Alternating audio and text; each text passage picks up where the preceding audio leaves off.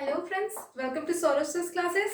Today in this video, I'll be talking about IIT JAM, that is with specific reference to biotechnology subject, IIT JAM.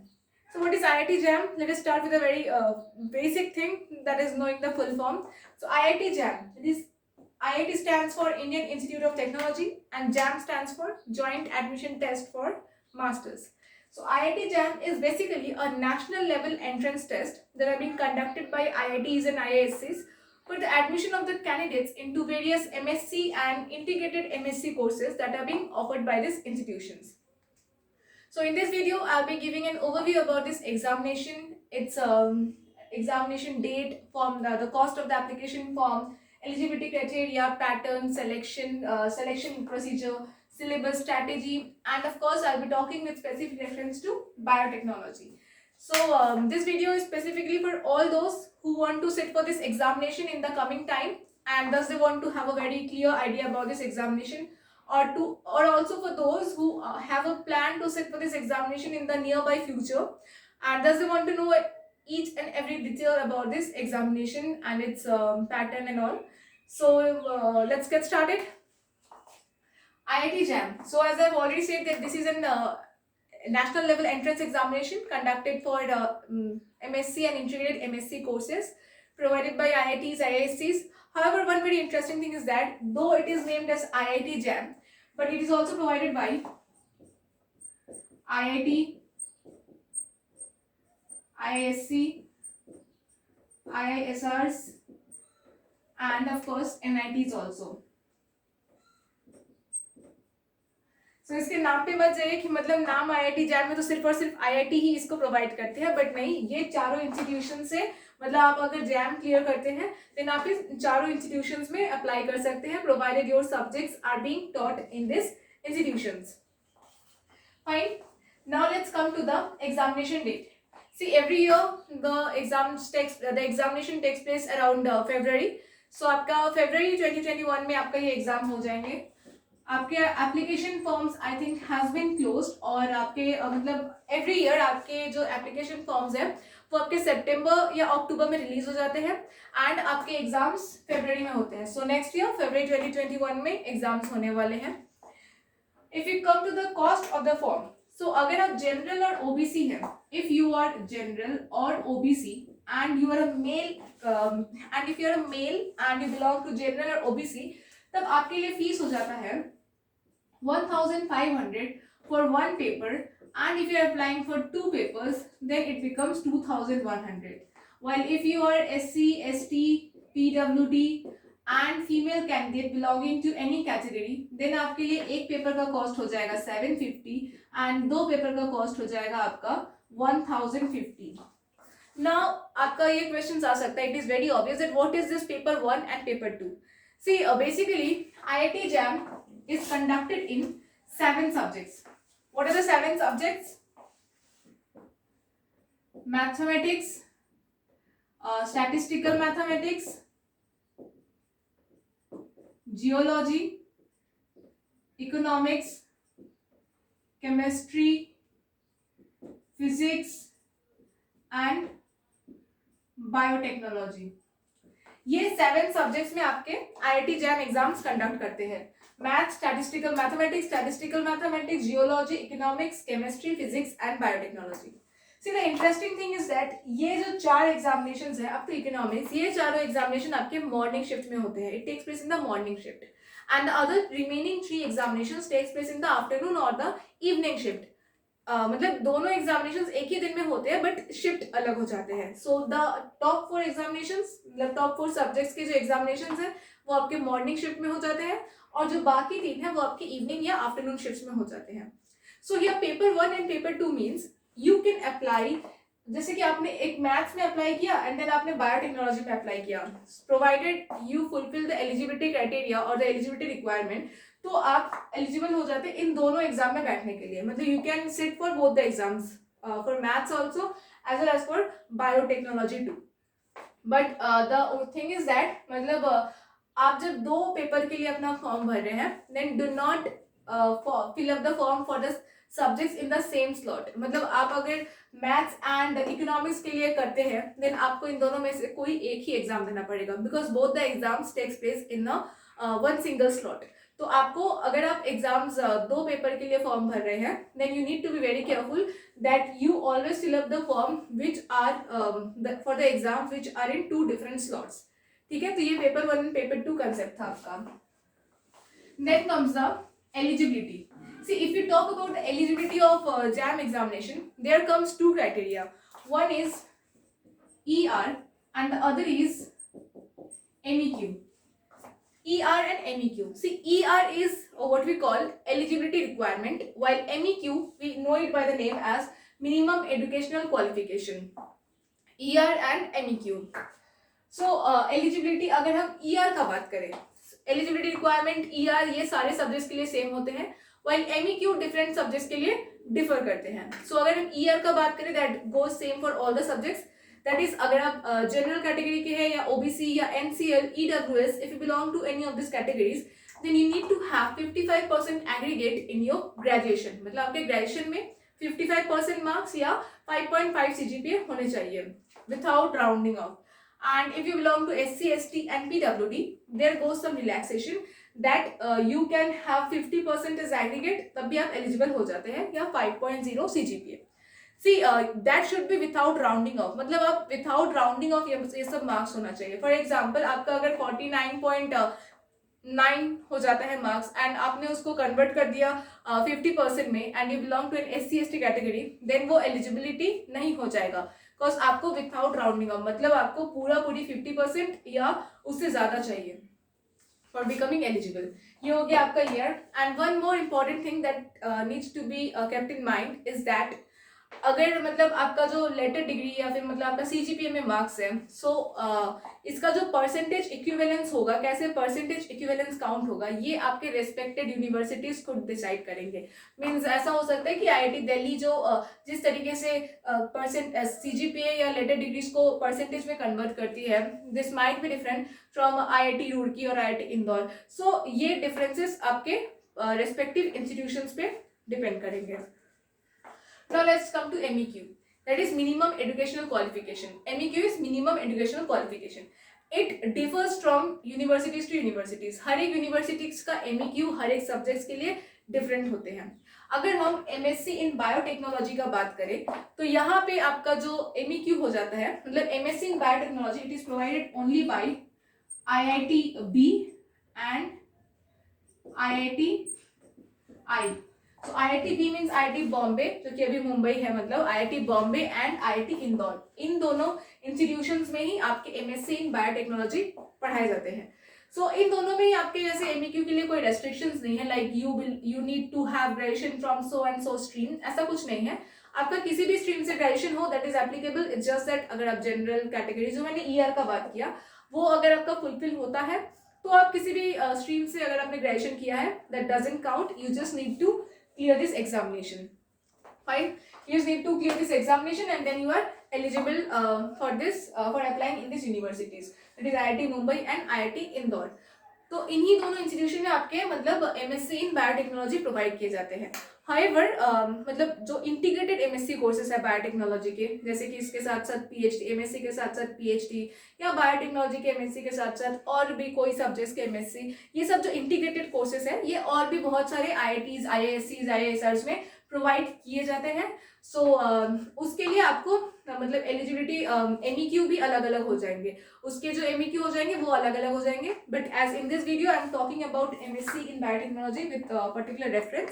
सो इसलिए मैंने सिर्फ इन दोनों institution के बारे में बात किया है. If you want to know further details like the integrated courses with biotechnology you can visit the official website. वहाँ आपको MEQ में मतलब इंटीग्रेटेड MSc के जो क्या क्या MEQ है, मतलब मिनिमम एजुकेशनल क्वालिफिकेशंस क्या क्या है, वो आपको मिल जाएगा.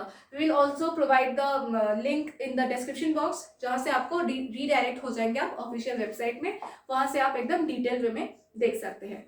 However one very interesting thing that need to be kept in mind is that आप अगर मतलब किसी सब्जेक्ट में अप्लाई कर रहे हैं and that is in NIT and IIT, then you just need to clear this examination और वो आप मतलब एलिजिबल हो जाते हैं. But if you are applying in IISc and IISRs, तो आपको जैम तो क्लियर करना पड़ेगा, you need to clear JAM, but along with that you need to sit for an interview round, जो आपको इन दोनों के लिए एप्लीकेबल नहीं है। मतलब NITs और IITs में आपको इंटरव्यू का जरूरत नहीं है, you just need to clear this examination. Whereas IISc और IISRs के लिए आपको एक इंटरव्यू राउंड में भी बैठना पड़ता है। I hope this is clear. Now let's see the pattern of the examination. मतलब यहाँ तक हमने क्लियर हो गए MEQ and then eligibility requirement, ये हमने क्लियर हो गए। Then comes the pattern of the examination, मतलब pattern of the question paper क्या होते हैं। See there are three sections, section 1, 2 and 3। Section 1 जो होते हैं ना वो MCQ होते हैं और इसमें टोटल 30 क्वेश्चंस होते हैं। MCQ होते हैं और टोटल 30 क्वेश्चंस होते हैं। इसमें 10 क्वेश्चंस होते हैं 1 मार्क्स के एंड बाकी 20 क्वेश्चंस होते हैं आपके 2 मार्क्स के। Fine, 10 questions of 1 marks and 20 questions of 2 marks each. जो आपके 1 मार्क्स से क्वेश्चन है उसमें आपके नेगेटिव मार्किंग 1/3 हो जाते हैं और जो 2 मार्क्स से क्वेश्चन है उसमें आपके नेगेटिव मार्किंग 2/3 हो जाते हैं। सो आपने देखा यहाँ पे MCQ होगा फर्स्ट वाला सेक्शन, और उसमें आपके जो 10 मतलब उसमें आपके 10 क्वेश्चन होंगे। 10 क्वेश्चन आपके 1 मार्क्स के और 20 क्वेश्चन आपके 2 मार्क्स के। 1 क्वेश्चन वाले क्वेश्चन में आपके नेगेटिव मार्किंग 1/3 एंड जो 2 मार्क्स के क्वेश्चन है उसमें आपके नेगेटिव मार्किंग 2/3 आ जाएंगे। सो इसमें आपको ये बहुत ही क्लियर रखना है कि आपके नेगेटिव मार्किंग भी आ जाते हैं। सेक्शन 2 हो जाएगा आपका MSQ। Section 2 will be MSQ। So what is MSQ? MSQ is multiple select question. इसमें क्या होगा कि आपको you will have to select more than 1 options which are correct. यहाँ पे आपके एक ऑप्शन या मोर देन 1 या मोर देन 2 मोर देन 3 या फिर सारे ऑप्शंस आपके करेक्ट हो सकते हैं। You just need to select all the correct options, मतलब जितने करेक्ट ऑप्शंस है आपको सारे सेलेक्ट करने हैं। This is called MSQ। And यहाँ पे आपका मतलब 10 क्वेश्चन रहेंगे and each question will carry 2 marks. And the third section is NAT। It is NAT, numerical ability test. So यहाँ पे आपके 20 क्वेश्चन रहेंगे, 10 क्वेश्चन 1 मार्क्स के एंड 10 क्वेश्चन 2 मार्क्स के।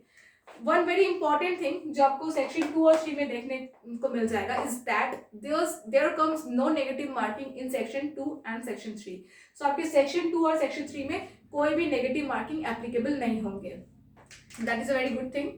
सेक्शन 1 में नेगेटिव मार्किंग है, सेक्शन 2 और 3 में is exempted from any kind of negative marking. So what I would suggest is that try to attempt the questions in a particular section in a serial wise, मतलब आप sequentially उसको solve करिए। I am not saying that आप section को मतलब sequentially मतलब 1 के बाद 2 section then 3 ऐसे solve करिए। You can take up the third section first and then second then 1, ऐसे आप कर सकते हैं। लेकिन आई सजेस्ट कि आप अगर पर्टिकुलर कोई एक सेक्शन को सेलेक्ट कर रहे हैं देन उसको आप ना मतलब सीक्वेंशियली सॉल्व करिए। मतलब अगर आप थर्ड सेक्शन को सेलेक्ट करते हैं तो उसमें 1 के बाद 2 3 ऐसे करके सॉल्व करिए। उससे क्या होता है मतलब टाइम थोड़ा कम कंज्यूमिंग होता है, अदरवाइज बहुत ज़्यादा टाइम लग जाता है। But of course it depends on one personal choice. आपको जैसे ठीक लगता है आप उस तरह से सेक्शंस को अटेम्प्ट कर सकते हैं। It's completely your choice, but it's just a suggestion that try to do or complete a section in a sequential way that consumes lesser time. Then comes a selection criteria. What is the selection criteria? Okay, selection के बारे में बात करते हैं। पहले हम syllabus देख लेते हैं। हमने पैटर्न देखा, देन अगर हम इसका सिलेबस देख ले, we are talking about MSc in biotechnology. So इसका सिलेबस आपका physics, maths, biology and chemistry, ये चारों आपके मतलब सिलेबस में आ जाते हैं। Physics, maths, biology and chemistry, ये चारों चीजें आपके सिलेबस में आ जाएंगे। और इसमें से आपके जो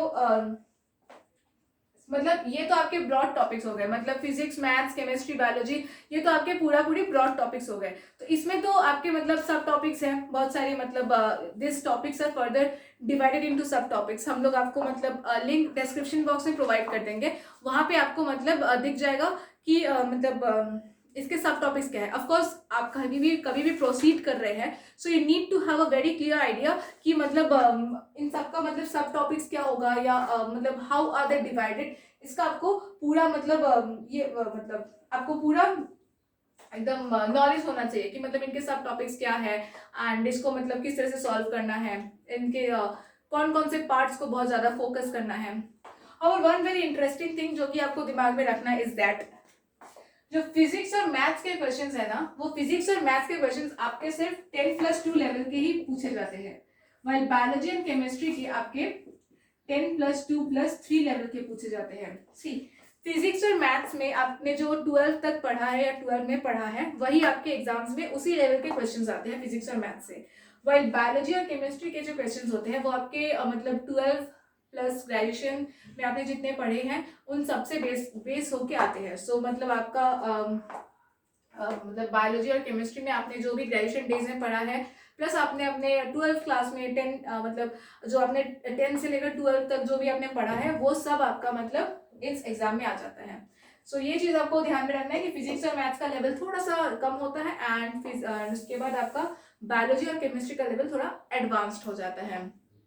बेसिकली इस एग्जाम में आपका वो लोग मतलब नॉलेज चेक करते हैं कि एक कैंडिडेट का कंसेप्ट्स के ऊपर कितना ज़्यादा मतलब ग्रास्प है, कि वो उन कंसेप्ट्स को अच्छे से समझ सकते हैं कि नहीं, या अच्छे से उनका उनमें ग्रास्प नॉलेज है कि नहीं, या उनका कंसेप्ट्स क्लियर है कि नहीं। सी आई वुड सजेस्ट दैट आप जब मतलब अपने ग्रेजुएशन के टाइम पे है ना, मतलब when you are in your first year of graduation, try preparing from that very first year itself, क्योंकि आपका जो आप सिलेबस जब देखिएगा, सी ये तो मैंने आपको बस बता दिया फिजिक्स मैथ्स बायोलॉजी और केमिस्ट्री से आपके क्वेश्चंस आते हैं। ऑफ कोर्स इसके अंदर बहुत सारे सब टॉपिक्स हैं, मतलब कौन कौन से टॉपिक्स आपको पढ़ने हैं, कौन कौन से टॉपिक्स में आपको ज़्यादा फोकस करने हैं, ये सब आपको सिलेबस में डिटेल्ड वे में मिल जाएगा। मतलब ऑफिशियल वेबसाइट में बहुत ही अच्छे तरीके से सिंप्लीफाइड वे में आपको सिलेबस बता दिया गया है। सो आप उस ऑफिशियल वेबसाइट को विजिट करके वहाँ से आप सिलेबस डाउनलोड कर सकते हैं एंड आप सिलेबस देख सकते हैं कि what are the components in this 4 topics, मतलब फिजिक्स केमिस्ट्री बायोलॉजी और मैथ्स में क्या क्या चीजें आपको ज्यादा फोकस करके पढ़नी है। जब आप सिलेबस देखिएगा you will find that there is a great deal of coordination between your graduation syllabus and this JAM का जो मतलब आपके सिलेबस का टॉपिक्स है उसमें बहुत सारा मतलब सिमिलरिटी है। सो आप अगर ग्रेजुएशन के टाइम से अगर फर्स्ट ईयर से अगर आप प्रिपरेशन स्टार्ट करते हैं जैम का, then it becomes very easier for you because if you're studying for JAM, you are going to clear all your concept clear करके आप पढ़िएगा, so that is also simultaneously going to help you in your graduation exam. So दोनों में ही आपका help होगा, but it doesn't matter that आप अगर second year में हैं या अगर आप थर्ड ईयर ऑफ ग्रेजुएशन में हैं, so आप मतलब सोच रहे हैं अब तो मुझसे नहीं होगा, मुझे तो फर्स्ट ईयर से स्टार्ट करना चाहिए था।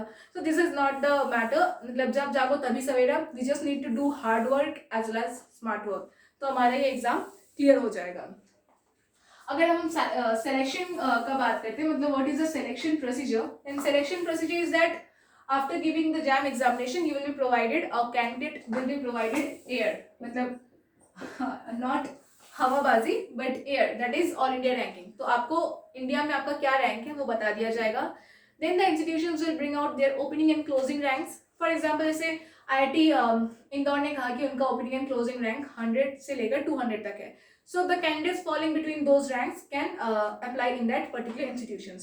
So आपका जो opening और closing rank आपको institutions के देखने हैं and according to your air rank आपको उसमें apply करने हैं। So the selection procedure is very simple. And if I talk about the strategy, of course I'm not going to tell you any hard and fast strategy that you need to follow कि अगर इस strategy के बाहर आप जाते हो तो आपका exam नहीं निकलेगा। I won't say this kind of thing, but today the strategies which I am going to talk before you are in a way suggested to us by the candidates who have studied with us and who have cleared these examinations. तो उन्होंने हमें strategies बताया है, हमने उनसे पूछा कि मतलब आपका क्या स्ट्रैटेजी था जब आपने ये क्लियर किया, so what were your strategies.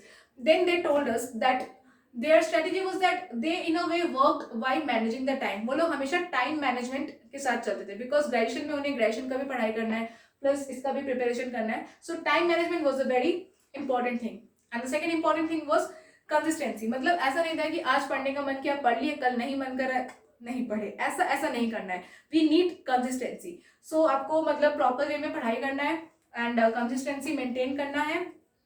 And of course the third important thing is that revision, you need to do constant revision. आप अपने वीक में एक दिन रिविजन के लिए रखिए, मतलब keep Sunday as your revision day. जो आप मतलब पूरे वीक में आपने क्या क्या पढ़ाई किया है you are going to revise that, because अगर आप रिवाइज नहीं करते हैं देन एग्जाम के पहले होल चंक ऑफ थिंग्स आपको पढ़ना पड़ता है या रिवाइज करना पड़ता है, then that creates a great deal of tension confusions. तो इससे हमें अवॉइड करना है और इसके लिए हमें रिविजन्स कॉन्स्टेंटली करते रहना है।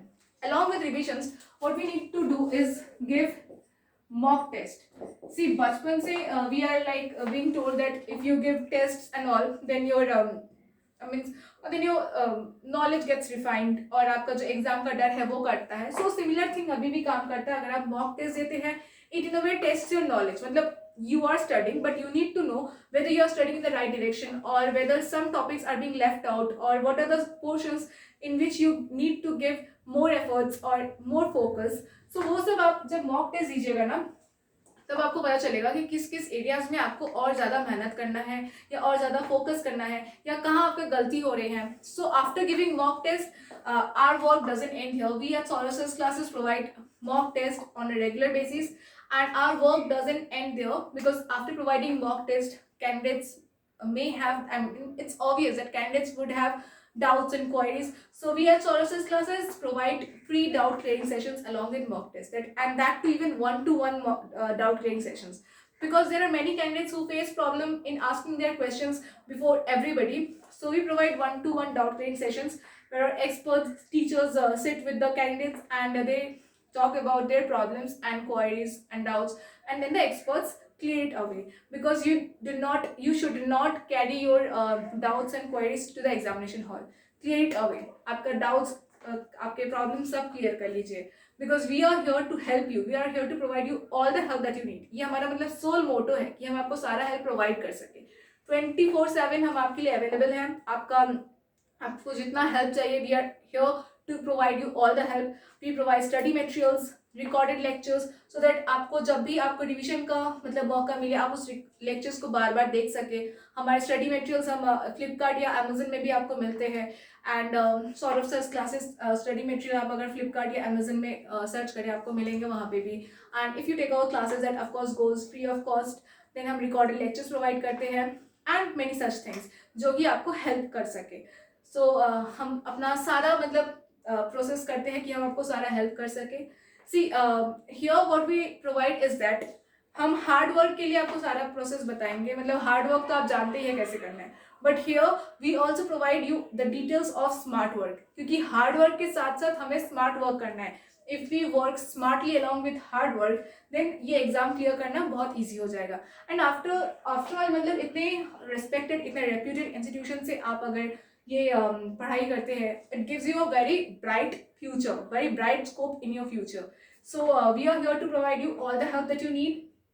I hope in this video I have been able to clear away all your doubts related to this examinations and more specifically about biotechnology examinations. So if you have any more problems, please do give a comment in the comment section. We'll try to reach to all of you. So till then, take care. Bye.